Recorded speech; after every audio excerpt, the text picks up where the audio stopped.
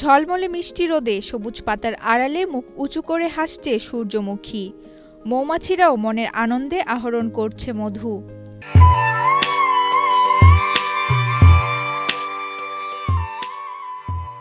নয়ন জুড়ানো এ দৃশ্যে কৃষকও খুশি। আর কম খরচে ফলন ভালো হওয়ায় চাষে কৃষকদের আগ্রহ বাড়ছে।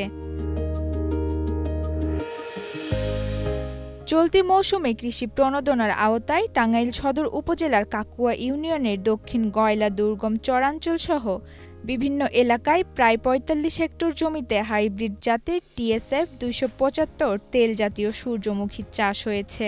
আবহাওয়া অনুকূলে থাকায় গতবারের মতো এবারও সূর্যমুখীর ফলন বেশ ভালো হয়েছে।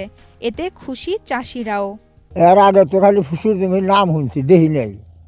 কিন্তু গতবার আমার ভাই করছিল, এবার করছে মেলা জায়গা। তখন আমিও করছি যে যদি আল্লাহ আমার বাঁচা রাখে তাহলে আমি আগামীতে এই সূর্যমুখীর আবাদ করবো। আগামীতে চাষ করবো, এটা মানে যে লাভজনক ফসল।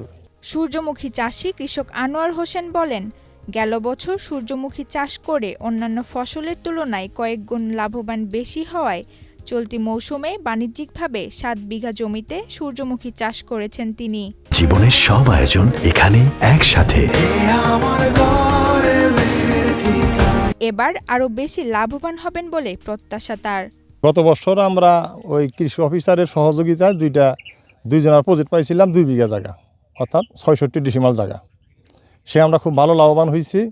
সেখানে আমরা মনে করেন যে ১৫-১৬ মনের মতো বীজ আমরা পাইছিলাম।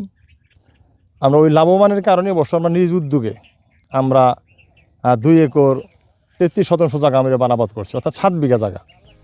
উপজেলা কৃষি অফিসার রুমানা আক্তার জানান, তারা সূর্যমুখী চাষিদের সব ধরনের সহযোগিতা করে আসছেন।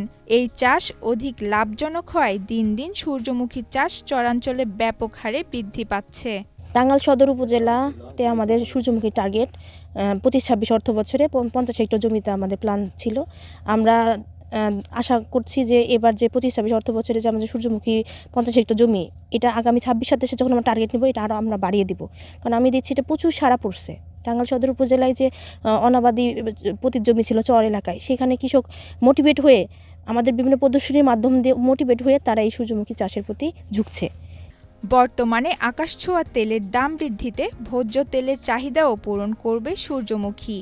তাই কম খরচে ফলন ভালো হওয়ায় দিন দিন সূর্যমুখী চাষে ব্যাপক আগ্রহ বাড়ছে কৃষকদের। টাঙ্গাইল প্রতিনিধি ফরমান শেখের পাঠানো তথ্য ও চিত্রে মার্জিয়া মেহজাবিন মিম, ডেস্ক রিপোর্ট, কালের কণ্ঠ।